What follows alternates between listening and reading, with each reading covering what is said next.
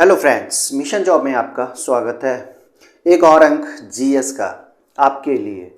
GS कहने का मतलब है इसमें साइंस भी होते हैं, हिस्ट्री भी होते हैं, जियो भी होते हैं, विविध के प्रश्न होते हैं, पॉलिटी के प्रश्न होते हैं। तो इसको ध्यान से एक एक करके सभी सेट जितने भी आ रहे हैं सभी का आप अध्ययन करें, दोस्तों को शेयर करें और अभी तक आपने सब्सक्राइब नहीं किया तो सब्सक्राइब कर लें। सब्सक्राइब ही नहीं करें बल्कि नोटिफिकेशन को ऑन भी कर लें ताकि आपको नोटिफिकेशन मिल सके। दोस्तों, एक और बात दोस्तों, आज का वीडियो शुरू करते हैं उससे पहले हम एक बात आपसे कहना चाहते हैं कि इंतज़ार करने वाले को उतना ही मिलता है, इंतज़ार करने वाले को उतना ही मिलता है जितना कोशिश करने वाले अक्सर छोड़ दिया करते हैं। तो दोस्तों, आपको उसमें शामिल होना है जो इंतज़ार नहीं करते बल्कि कोशिश करते हैं, और कोशिश करने वालों की कभी हार नहीं होती। ये सच ही कहा है किसी ने। तो दोस्तों, आज का वीडियो यहाँ से शुरू करते हैं। पहला प्रश्न है, 1922 ईस्वी में गया के इंडियन नेशनल कांग्रेस के अधिवेशन के अध्यक्ष कौन थे? तो सबसे पहले आप जाने इंडियन नेशनल कांग्रेस की स्थापना की बात। तो स्थापना कब किया गया था ये याद रखना है, 1885 ईस्वी में। किसके द्वारा किया गया था? कितनों बार ये प्रश्न हम करवा चुके हैं, प्लस बहुत इजी भी है। तो 1885 ईस्वी में जो स्थापना की गई थी उसके किसके द्वारा की गई थी? ए.ओ. ह्यूम के द्वारा। ठीक है, ये सैन्य अधिकारी थे। उसके बाद अगर पहले अध्यक्ष की, संस्थापक कह सकते हैं, संस्थापक।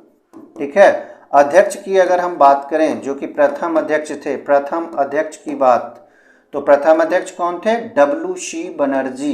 W.C. बनर्जी। और इसका कहाँ सबसे पहले किया गया था? सबसे पहले जो यह कह सकते हैं इसका स्थापना कहाँ किया गया था? तो मुंबई में किया गया था। उस समय बम्बई बोला जाता था, मुंबई में किया गया है। ठीक है, तो इसे याद रखें। स्थापना 1850 ईस्वी में मुंबई में की गई है। स्थापना किसके द्वारा की गई है? ए.ओ. ह्यूम के द्वारा की गई है। अगर प्रथम अध्यक्ष की बात करें तो W.C. बनर्जी थे। इतना ही याद रखना है। और भी सारी चीज़ें, इसका जो अधिवेशन हुआ है, मेन अधिवेशन जो हुआ है उसको याद करना है। और याद क्या करना है उतना तो हम खुद करवा देंगे, आपको सिर्फ देखना है और समझना है, प्रैक्टिस करना है। सारी चीज़ें हम यहाँ पे बताते चल जाएंगे। दोस्तों, एग्ज़ाम आते आते अगर पूरा सिलेबस कवर नहीं हुआ तो पढ़ाना बेकार। आप एक एक प्रश्नों को यहाँ पे समझेंगे। तो इसका सही जवाब हो जाएगा चित्तरंजन दास। गांधी जी का चंपारण सत्याग्रह किससे जुड़ा था? चंपारण सत्याग्रह की अगर बात करें तो चंपारण सत्याग्रह कब हुआ था? 1917 ईस्वी में। 1917 ईस्वी में। और गांधी जी का यह पहला सत्याग्रह था, पहला सत्याग्रह, पहला सत्याग्रह इनका था। तो ये भी प्रश्न पूछे जाते हैं, बार बार परीक्षाओं में पूछ लिए जाते हैं। इंपॉर्टेंट इतना है कि ये पूछे जाते हैं। जैसे कि गांधी जी का चंपारण सत्याग्रह किससे जुड़ा था?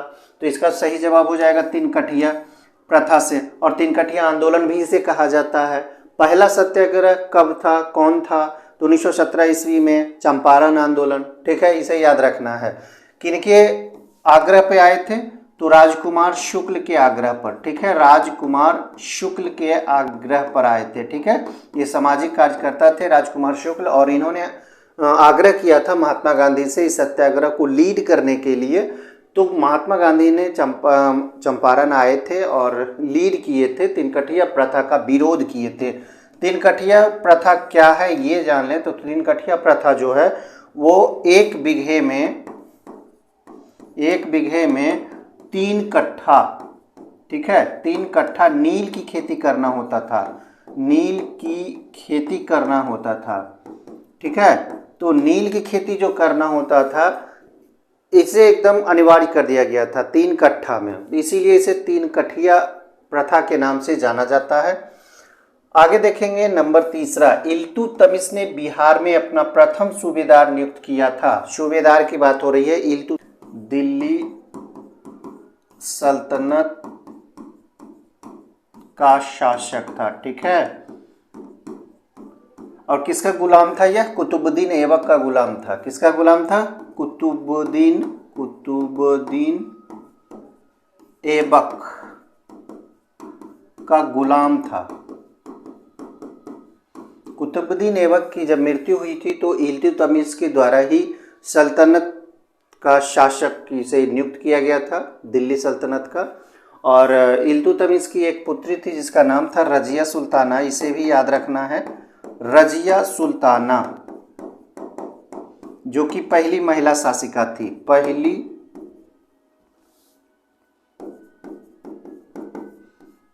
महिला शासिका बनी थी पूरे भारत की बात की जाए तो। पहली महिला शासिका रजिया सुल्ताना थी जो कि इल्तुतमिश की पुत्री थी। इल्तुतमिश ने ही कुतुबुद्दीन ऐबक द्वारा जो कुतुब मीनार का निर्माण किया गया था, शुरू किया गया था, उसे पूरा किया था इल्तुतमिश ने ही। तो इसका सही जवाब हो जाएगा मलिक जानी। मलिक जानी को इसने नियुक्त किया था प्रथम सूबेदार, याद रखना है। आगे देखेंगे चौथा नंबर, मौर्य काल में शिक्षा का सर्वाधिक प्रसिद्ध केंद्र। देखिए मौर्य काल किसे कहा जाता है? मौर्य वंश। मौर्य वंश के संस्थापक कौन थे? मौर्य वंश के संस्थापक कौन थे? ये चंद्रगुप्त मौर्य थे, चंद्रगुप्त मौर्य। हर एक पॉइंट को याद करें। चंद्रगुप्त मौर्य 322 ईसा पूर्व में मौर्य वंश की स्थापना किए थे, ठीक है, 322 ईसा पूर्व में। और पहला राजा कौन थे? चंद्रगुप्त मौर्य थे। कौटिल्य की सहायता से इन्होंने मौर्य वंश की स्थापना किए थे और हराए थे किसको? नंद वंश के धनानंद को हरा कर जीते थे। धनानंद कौन था? इसे भी याद रखें। धनानंद जो था वो सिकंदर का समकालीन था। ये भी अक्सर परीक्षाओं में पूछे जाते हैं। सिकंदर का समकालीन कौन था? सिकंदर का समकालीन कौन था? तो ये बताना है धनानंद। ये भी याद रखना है हमेशा। नंद वंश का अंतिम शासक जो था वो धनानंद था, जिसे पराजित करके चंद्रगुप्त मौर्य ने मौर्य वंश की स्थापना 322 ईसा पूर्व में किया था। और ये क्वेश्चन हमेशा बार बार पूछा जाता है, ये सिकंदर का समकालीन कौन था? तो ये धनानंद था।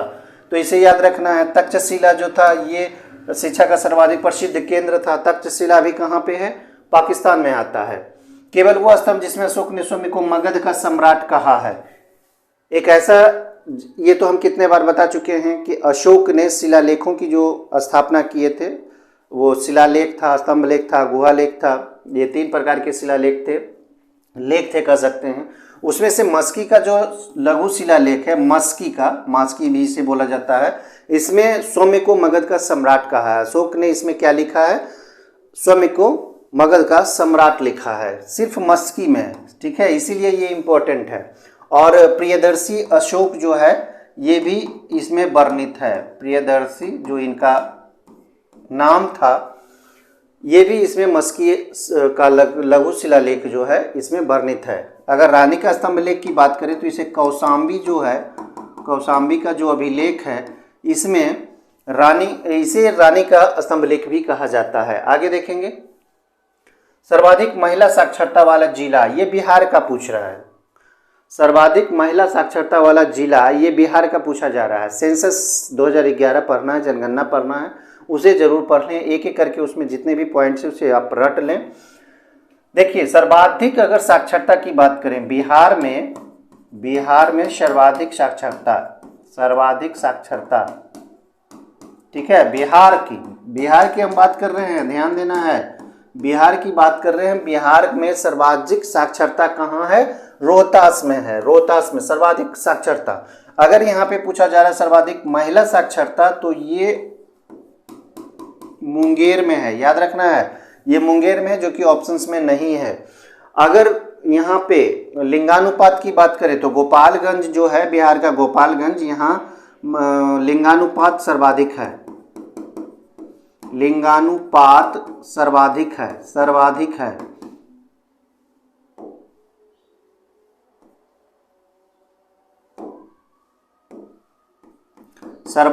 लिंगानुपात क्या है? सर्वाधिक है।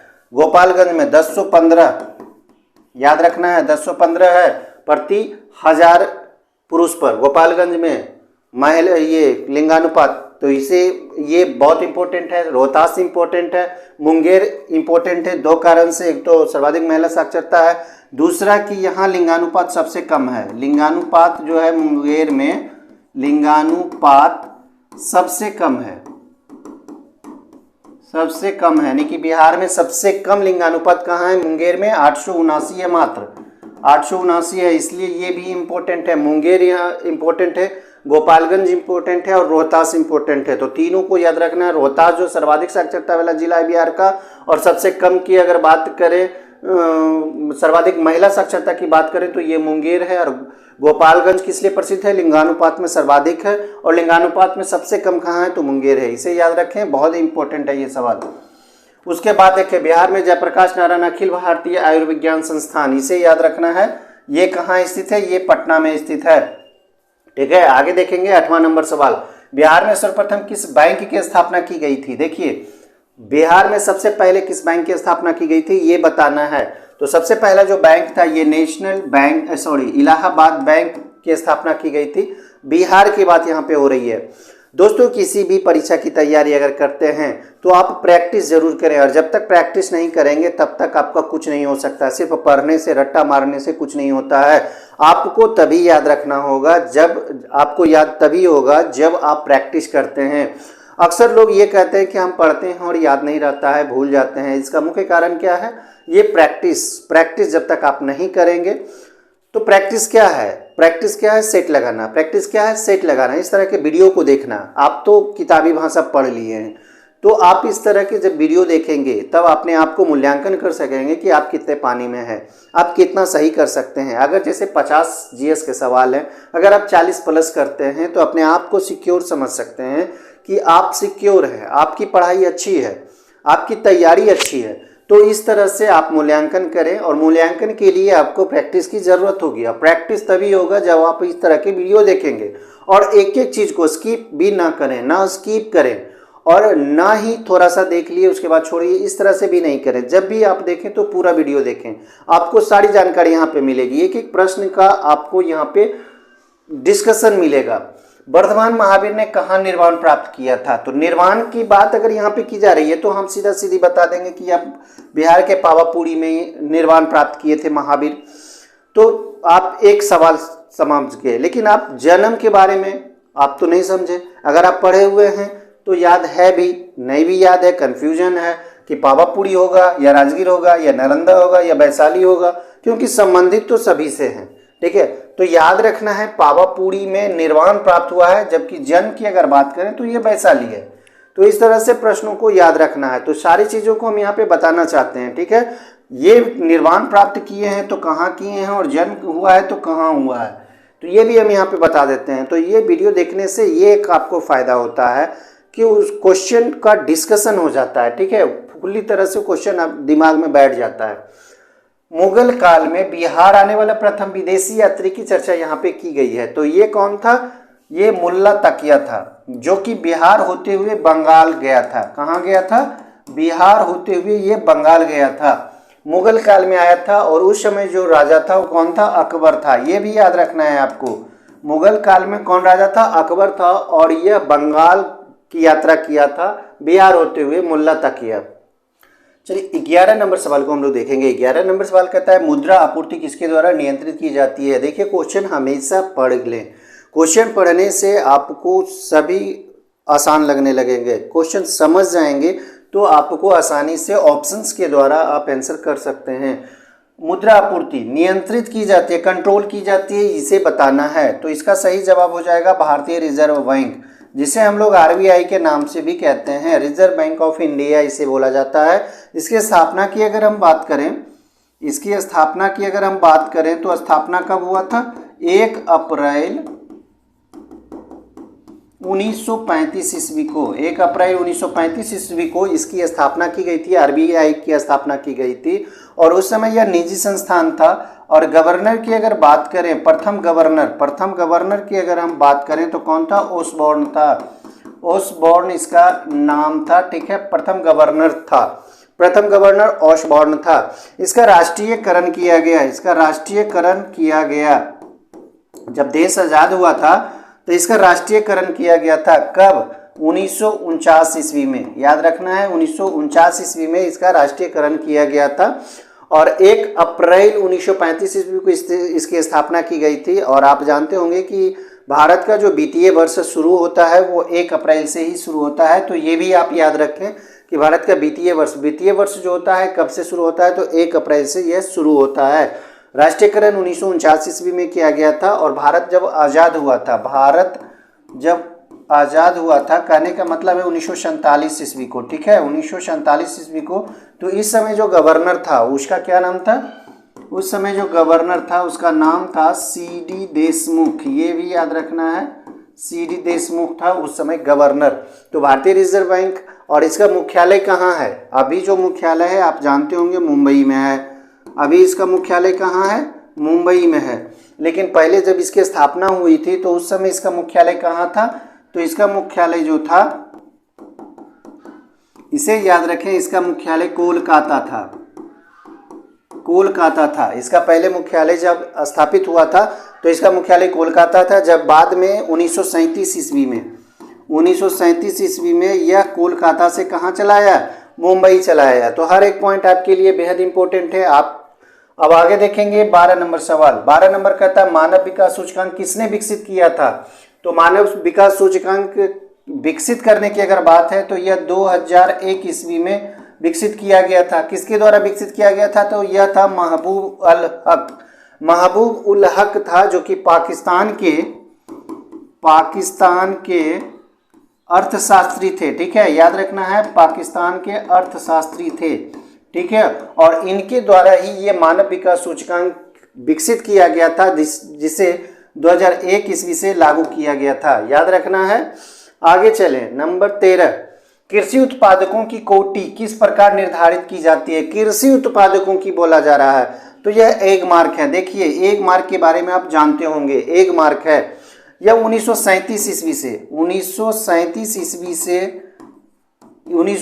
ईस्वी से इसकी स्थापना की गई थी, 1937 ईस्वी में। उसके बाद से इसे लागू किया गया था। एग मार्क कृषि उत्पादों की कोटि को यह बताता है, ठीक है, उत्तम है, निम्नतम है, मध्यतम है, जो भी है एग मार्क बताता है।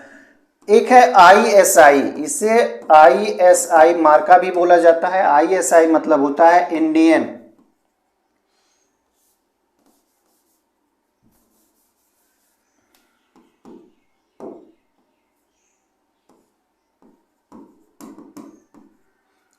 स्टैंडर्ड इंस्टीट्यूट, याद रखना, इंडियन स्टैंडर्ड इंस्टीट्यूट ISI। इसकी स्थापना की अगर बात करें तो यह 1947 ईस्वी में इसकी स्थापना की गई थी। 1947 ईस्वी में ISI की स्थापना की गई थी। बाद में एक ब्यूरो है, इंडियन स्टैंडर्ड ब्यूरो या भारतीय मानक ब्यूरो, इसको याद रखें, भारतीय मानक ब्यूरो। इसकी स्थापना की अगर हम बात करें तो भारतीय मानक ब्यूरो की स्थापना 1986 ईस्वी में की गई है। भारतीय मानक ब्यूरो की स्थापना 1986 ईस्वी में की गई, जबकि संस्थान की अगर बात करें तो 1947 में इसकी स्थापना की गई। कोई कंफ्यूजन नहीं होना चाहिए, ये सब याद रखें।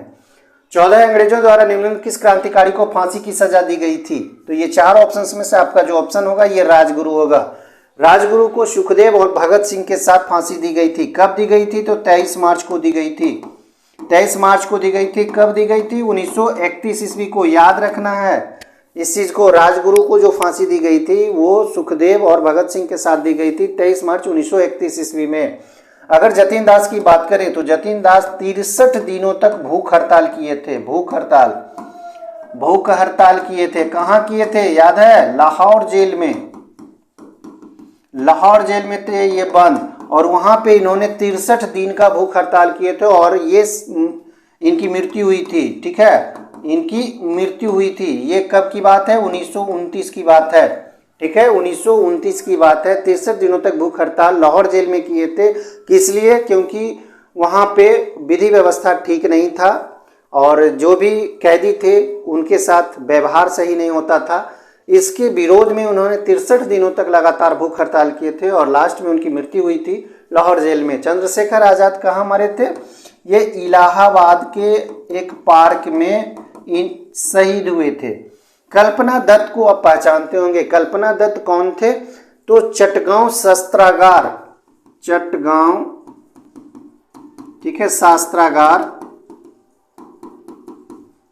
कांड हुआ था, याद है आपको, पढ़े होंगे तो आपको याद होगा, चटगांव शस्त्रागार कांड हुआ था 1930 ईस्वी में यह हुआ था और उसके ये एक सदस्य थे। ठीक है, तो कल्पना दत्त के बारे में भी आप जानने का प्रयास करें। आगे 15 नंबर, उस विटामिन का नाम बताना जो मांसाहारी भोजन में नहीं मिलता है। तो नहीं मिलता है तो ये बताना है विटामिन सी नहीं मिलता है। आगे देखें 16, किसी बिजली की स्त्री बोला जाता है आयरन, इसको हम लोग आयरन के नाम से जानते हैं, स्त्री इसको बोला जाता है। किस धातु का प्रयोग किया जाता है? तो यह धातु है नाइक्रोम, नाइक्रोम का प्रयोग किया जाता है। टंगस्टन का प्रयोग कहाँ किया जाता है? बल्ब के फ्यूज में। आगे 17, भूमि का जल मूल रोमों तक किस दबाव से पहुंचता है? तो दबाव बताना है। तो यह परासरण दबाव के कारण ऐसा संभव होता है, परासरण। ठीक है, आगे देखेंगे सूर्य की सतह पर हाइड्रोजन के अलावा दूसरा कौन सा तत्व बहुतायत में पाया जाता है? देखिए सूर्य जो निर्मित होता है वो हीलियम और हाइड्रोजन से ही बना होता है, तो इसका सही जवाब हो जाएगा हीलियम। ठीक है, हाइड्रोजन और हीलियम।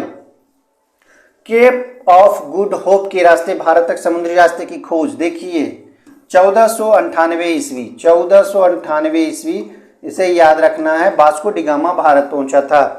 ठीक है, व्यापारिक मार्ग होते हुए, उसे व्यापारिक मार्ग के नाम से भी जाना जाता है। पश्चिम बंगाल में रानीगंज का संबंध आसान है, कोयला क्षेत्रों से है। पश्चिम बंगाल में रानीगंज का संबंध जो है वो कोयला क्षेत्रों से है। मैग्नीज की अगर बात कर लें तो उड़ीसा इसका उत्पादक, सर्वाधिक उत्पादन करता है मैग्नीज का। कॉपर की अगर बात करें तो अभी मध्य प्रदेश है। ठीक है, हमेशा इसका करेंट याद रखें, अभी मध्य प्रदेश है कॉपर, लेकिन राजस्थान में भी कॉपर का सर्वाधिक उत्पादन किया जाता है। लौह अयस्क की बात करें तो कर्नाटका। ठीक है, हमेशा इसका अपडेशन याद रखें उत्पादन और भंडार की दृष्टि से। ड्रेन का सिद्धांत, द थ्योरी ऑफ ड्रेन, किसने प्रतिपादित किया था ये बताना है। तो ड्रेन का सिद्धांत अपने भाषणों में दिया करते थे दादा भाई नौरोजी। ठीक है, ड्रेन का सिद्धांत। बाद में poverty the un-British rule in India जो इनकी पुस्तक छपी थी उसमें ड्रेन के सिद्धांत को इन्होंने प्रतिपादित किया था, लिखा था दादा भाई नौरोजी ने। आगे देखेंगे बॉल पेन किस सिद्धांत पर काम करता है? बॉल पेन जो लिखने के काम आते हैं, ठीक है, ये पृष्ठीय तनाव पर काम करता है, पृष्ठीय तनाव के सिद्धांत पर काम करता है। आगे देखेंगे 24 नंबर, भारतीय संसद में लोक लेखा समिति, प्राक्कलन समिति हम समझा चुके हैं। प्राक्कलन समिति में 30 सदस्य होते हैं, 1 साल के लिए चुने जाते हैं। उसके जो अध्यक्ष होते हैं वो लोकसभा के अध्यक्ष होते हैं। ठीक है, और ये जो होते हैं लोक लेखा समिति, ये भी 1 साल के लिए इसका गठन किया जाता है, 1 साल के लिए गठन किया जाता है। ठीक है, और हर एक साल, प्रत्येक साल यह गठन किया जाता है। लोक लेखा समिति में कितने सदस्य होते हैं? तो 22 सदस्य होते हैं। कितने सदस्य होते हैं? 22 सदस्य होते हैं, जिसमें 15 जो होते हैं वो लोकसभा के हो सकते हैं। कितना हो सकते हैं? 15, और 7 जो होते हैं वो राज्यसभा के सदस्य होते हैं। तो इस तरह से 22 सदस्य होते हैं लोक लेखा समिति में। और इसके अध्यक्ष कौन होते हैं? तो विपक्षी दल के नेता होते हैं। कौन होते हैं? विपक्षी दल के नेता लोक लेखा समिति के अध्यक्ष होते हैं। अगले नंबर सवाल पे हम लोग चलेंगे। वायु में हाइड्रोजन जब जलने लगता है, वायु में यानी कि हवा में जब हाइड्रोजन जलता है तब किसका निर्माण करता है? तो यह जल का निर्माण करता है, यानी कि H2O। ठीक है, याद रखना है। 26, निम्नलिखित में किसको आरबीसी का कब्रिस्तान कहा जाता है? आरबीसी के बारे में कुछ जान लें। ठीक है, आरबीसी बोला जाता है रेड ब्लड कार्पसल्स। ठीक है, कार्पसल्स आरबीसी को कहा जाता है। इसका निर्माण सबसे पहले जान लें कि निर्माण कहाँ होता है। तो निर्माण जो होता है ये अस्थि मज्जा में होता है। कहाँ होता है? अस्थि मज्जा, जिसको हम लोग बोन मैरो के नाम से जानते हैं, बोन मैरो के नाम से जानते हैं। ठीक है, निर्माण अस्थि मज्जा में होता है। और इसका कब्रिस्तान कह सकते हैं प्लीहा, प्लीहा में होता है, यानी कि इसकी जो मृत्यु होती है या मरता है या कह सकते हैं वहाँ पे इसका लाइफ समाप्त होता है, प्लीहा होता है। प्लीहा में इसको तिल्ली भी बोला जाता है। इसको क्या कहा जाता है? तिल्ली। रेड ब्लड कार्पसल्स यानी कि आरबीसी में केंद्रक नहीं होता है। केंद्रक, केंद्रक कहने का मतलब है नाभिक नहीं होता है। याद रखना है, नाभिक नहीं होता है। किसमें नहीं होता? किसमें? आरबीसी में नहीं होता है। लेकिन एक अपवाद अगर मान ले जाए, अपवाद, तो एक ऊंट है, और एक लामा है। इसमें केंद्रक पाया जाता है, इसका जो आरबीसी होता है उसमें केंद्रक पाया जाता है, इसलिए इसका अपवाद है ऊंट और लामा। आगे देखें 26, किसके शासन काल में मेगास्थनीज भारत आया था? मेगास्थनीज इंडिका की रचना किए हैं, इसको याद रखना है। और इंडिका में किसकी रचना है? चंद्रगुप्त मौर्य की। तो इसका सही जवाब हो जाएगा मेगास्थनीज कब आया था भारत, किसके शासनकाल में? चंद्रगुप्त मौर्य के शासनकाल में। इंडिका इसकी रचना है। आगे 27 देखेंगे, रामकृष्ण मिशन की स्थापना किसने की थी? रामकृष्ण मिशन की स्थापना स्वामी विवेकानंद के द्वारा की गई थी। कब की गई थी? तो 1897 ईस्वी में। 1897 ईस्वी में रामकृष्ण मिशन की स्थापना की गई थी। आगे देखेंगे 28, रामायण का फारसी अनुवाद ट्रांसलेशन किसने किया था? तो अब्दुल कादिर बनायूनी के द्वारा रामायण का फारसी अनुवाद किया गया था। उसके बाद आगे 29, निम्नलिखित में कौन सा वेद गद्य पद दोनों में लिखा हुआ है? देखिए ये 2-3 क्वेश्चंस आपको हमेशा याद रखने हैं। एक तो गद्य एवं पद दोनों में जो लिखा है ये यजुर्वेद है, जो गद्य और पद दोनों में लिखा हुआ है। अगर सामवेद की चर्चा करें तो यह संगीत का जनक इसे माना जाता है, संगीत का जनक, ठीक है, सामवेद को माना जाता है। ऋग्वेद को ये सबसे पुराना कह सकते हैं वेद है, पुराना वेद। और सबसे बाद का वेद अगर कहने का मतलब है, सबसे बाद का वेद कौन है? ये अथर्ववेद है। अगर ऋग्वेद की बात करें तो गायत्री मंत्र कहाँ उत्कीर्ण है? गायत्री मंत्र ऋग्वेद में, याद रखना है इस चीज को, ठीक है। अथर्ववेद में जादू टोना और वगैरह वगैरह इसमें अथर्ववेद में वर्णित है। तो ये चारों चीजों को याद रखें, वेद 4 थे, यही चारों। यूरेनियम के लिए भारत में जादूगोरा प्रसिद्ध है, तो जादूगोरा किस राज्य में है ये बताना है। तो जादूगोरा जो है वह झारखंड में है, और यूरेनियम सर्वाधिक कहाँ पाया जाता है? झारखंड में, याद रखें। फोर्थ स्टेट पद, फोर्थ स्टेट, जैसे ये शब्द आप सुने तो ये प्रेस से संबंधित है, ठीक है, प्रेस से संबंधित है। फोर्थ स्टेट जिसे चौथा खंबा या चौथा राज्य भी बोला जाता है। धर्म की स्वतंत्रता भारतीय संविधान के किस अनुच्छेद में है? धर्म की स्वतंत्रता क्या है? ये मौलिक अधिकार है। धर्म की स्वतंत्रता जो है ये मौलिक अधिकार की श्रेणी में आता है, आप इसे याद रखें। धर्म की स्वतंत्रता मौलिक अधिकार है और ये भाग 3 में वर्णित है, भाग 3 में वर्णित है मौलिक अधिकार। और किस अनुच्छेद में? तो यह 25वां अनुच्छेद है जिसमें धर्म की स्वतंत्रता वर्णन है। आगे 33, राज्यसभा किसी धन विधेयक को रोक सकती है। तो सबसे पहले जान लें कि धन विधेयक कहाँ प्रस्तुत किए जाते हैं। तो यह लोकसभा में प्रस्तुत किए जाते हैं। प्रस्तुत कहाँ किए जाते हैं? लोकसभा में, ठीक है। और इसका निर्णय कौन लेता है कि यह धन विधेयक है? तो निर्णय लेता है, ये भी याद रखें, निर्णय कौन लेता है? तो ये लोकसभा के अध्यक्ष, लोकसभा के अध्यक्ष धन विधेयक का निर्णय लेते हैं। तो 2 पॉइंट दोनों को याद रखना है। धन विधेयक सबसे पहले प्रस्तुत किया जा सकता है लोकसभा में, और निर्णय कौन लेता है कि यह धन विधेयक है? तो यह लोकसभा के अध्यक्ष लेता है।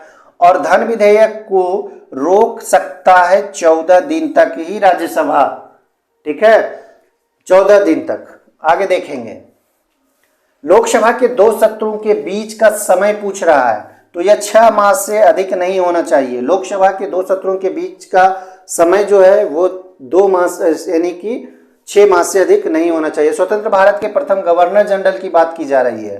तो स्वतंत्र भारत के प्रथम गवर्नर जनरल की अगर बात की जाए तो लॉर्ड माउंटबेटन थे। अगर भारतीय गवर्नर की बात की जाए तो सी राजगोपालाचारी थे, ठीक है। स्वतंत्र भारत के पहले भारतीय गवर्नर, ठीक है, भारतीय गवर्नर सी राजगोपालाचारी थे, जो कि 1950 तक रहे थे। कब तक रहे थे?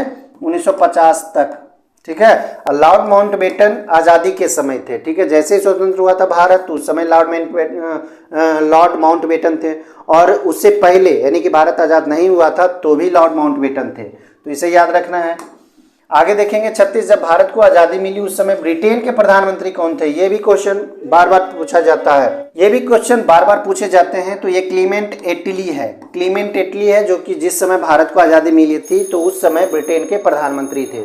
साइमन प्रतिवेदन पर विचार करने के लिए बुलाए गए 3 गोलमेज सम्मेलनों में भाग लेने वाले प्रतिनिधि कौन थे? साइमन कमीशन कब आया था भारत? तो ये 1927-28 में आया था, ठीक है, 27-28 में आया था भारत साइमन कमीशन, और इसका खूब विरोध हुआ था, भारत में खूब विरोध हुआ था। और इसका विचार करने के लिए, इस पर विचार करने के लिए, मंथन करने के लिए गोलमेज सम्मेलन बुलाया गया था। तो तीनों जो गोलमेज सम्मेलन हुआ था वो कहाँ हुआ था? तो लंदन में हुआ था। प्रथम की अगर हम बात करें तो कब हुआ था? 1930 ईस्वी में हुआ था। द्वितीय की अगर हम बात करें तो कब हुआ था? 1931 ईस्वी में हुआ था। तृतीय की अगर हम बात करें तो कब हुआ था? 1932 को हुआ था, ठीक है। और द्वितीय गोलमेज सम्मेलन जो हुआ था, गांधी जी इसी में भाग लिए थे, गांधी जी भाग लिए थे, ठीक है, इसी में भाग लिए थे कांग्रेस के तरफ से। किसके तरफ से लिए थे? कांग्रेस के तरफ से लिए थे भाग, ठीक है, इसे भी आप याद रखें। तो तीनों गोलमेज सम्मेलन में कौन भाग लिए थे ये बताना है। तो ये थे भीमराव अंबेडकर, तीनों में जो भाग लिए थे ये थे भीमराव अंबेडकर, जबकि द्वितीय में गांधी जी भाग लिए थे कांग्रेस के तरफ से। अगला देखेंगे 38 नंबर, होम रूल आंदोलन किसके द्वारा चलाया गया था? होम रूल आंदोलन की अगर हम चर्चा करें तो ये 2 व्यक्ति के द्वारा चलाया गया था। एक बाल गंगाधर तिलक के द्वारा भी शुरू किया गया था, एनी बेसेंट के द्वारा भी शुरू किया गया था। बाल गंगाधर तिलक के द्वारा पुणे में शुरू किया गया था, जबकि अगर एनी बेसेंट की बात करें तो ये मद्रास में शुरू की थी, ठीक है। और दोनों बाद में जाके क्या हो गया था? मर्ज हो गया था, ठीक है। दोनों जो होम रूल आंदोलन था बाद में जाके मर्ज हो गया था। आगे देखेंगे 39 भारतीय राष्ट्रीय कांग्रेस का प्रथम अधिवेशन किस स्थान पर हुआ था? ये बता चुके हैं, ये बम्बई में हुआ था, उस समय के बम्बई, अभी मुंबई। 1885 ईस्वी में स्थापना भी हुआ था और प्रथम अधिवेशन भी हुआ था, और इसकी अध्यक्षता WC बनर्जी किए थे। ए ह्यूम के द्वारा इसकी स्थापना की गई थी। हमेशा याद रखें। रडार में किस प्रकार की तरंगें होती है? तो रडार का क्या काम है?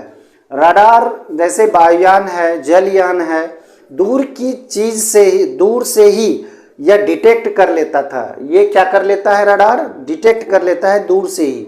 तो रडार का प्रयोग किया जाता है। विद्युत चुंबकीय तरंग के सिद्धांत पर यह काम करता है।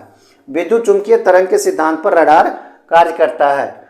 41 देखें, हड्डियों और दांतों में रासायनिक पदार्थ विद्यमान होता है, उसे क्या कहते हैं? तो यह कैल्शियम फॉस्फेट होता है, जो कि हड्डी और दांतों में होता है।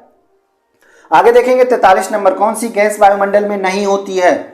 आसान है, क्लोरीन गैस जो होती है वो वायुमंडल में नहीं होती है। 4 ऑप्शंस में से क्लोरीन आपका सही जवाब हो जाएगा। दोस्तों हमेशा प्रयास करें, प्रैक्टिस करें, एक एक प्रश्न को ध्यान से देखें। आगे देखेंगे, समुद्र के पानी से नमक निकालने के लिए निम्नलिखित में कौन सी विधि अपनाई जाती है? तो समुद्र से जो नमक निकाला जाता है वो बाष्पीकरण नियम से निकाला जाता है, यूज किया जाता है बाष्पीकरण मेथड को। गन पाउडर मिश्रण होता है, इसमें सोरा होता है, गंधक होता है, लकड़ी का जो कोयला बनाया जाता है वो होता है सोरा, गंधक और कोयला। तो ये याद रखना है। आगे देखें, पारद तापमापी का आविष्कारक। तो पारद तापमापी का जो आविष्कारक था वो कौन था? फ़ारेनहाइट, जो हम लोग अभी भी यूज करते हैं शरीर के तापमान को मापने के लिए। जीवों के द्विनाम पद्धति, जिसे बाइनोमियल नोमेनकल्चर भी कहा जाता है, इसका जन्मदाता के बारे में पूछा जा रहा है। तो कार्ल लिनियस के द्वारा यह किया गया था द्विनाम पद्धति। द्विनाम पद्धति के अनुसार हर जीव का एक द्विनाम पद्धति होता है। जैसे अगर मनुष्य की बात करें तो मनुष्य का द्विनाम पद्धति, अगर बाइनोमियल नोमेनकल्चर की बात करें तो इसे क्या बोला जाता है? होमो सेपियंस। इसको क्या बोला जाता है? होमो सेपियंस। तो इस तरह से द्विनाम पद्धति हुआ। अगर मेढक की बात करें तो मेढक को क्या कहा जाता है? राना टाइग्रीना, राना टाइग्रीना, ठीक है। हर एक चीज को आप याद करते जाएं, ध्यान देते जाएं। आगे 47 निम्नलिखित कौन सा जीवाश्म ईंधन नहीं है, फॉसिल फ्यूल नहीं है, ये बताना है। तो देखिए यहाँ पे प्राकृतिक गैस तो है, पेट्रोल भी है, कोयला भी है, लेकिन चारकोल जो होता है ये जीवाश्म ईंधन के उदाहरण नहीं है, इसे बनाया जाता है। ध्वनि तरंगों को विद्युत तरंगों में परिवर्तित करने वाले यंत्र को, ध्वनि तरंग को विद्युत तरंग में कौन परिवर्तित करता है? तो यह माइक्रोफोन है, याद रखना है, माइक्रोफोन है। यह ध्वनि तरंग को विद्युत तरंग में कन्वर्ट कर देता है। वह गैस कौन सी है जो अक्रिय यानी कि इनर्ट होते हुए भी अस्थायी नहीं है? इसको हम बता चुके हैं, रेडॉन, और यह वायुमंडल में नहीं पाया जाता है। रेडॉन अक्रिय गैस है ये। आज का अंतिम सवाल, बिहार में प्राप्त होने वाले अशोक के स्तंभ लेख नहीं है। देखिए लौरिया अरेराज ये बिहार में है, चंपारण में। लौरिया नंदनगढ़ ये भी चंपारण में है, बिहार में ही। रामपुरवा ये भी है, बिहार में ही रामपुरवा है, चंपारण में ही। जबकि रुमनदेही बिहार में नहीं है। तो इसका सही जवाब हो जाएगा रुमनदेही। तो दोस्तों वीडियो कैसा लगा लाइक और कमेंट जरूर करें, दोस्तों को शेयर करना ना भूलें। और हाँ दोस्तों, सब्सक्राइब करके नोटिफिकेशन को ऑन जरूर कर लें, मनोबल मिलता है। जय हिंद।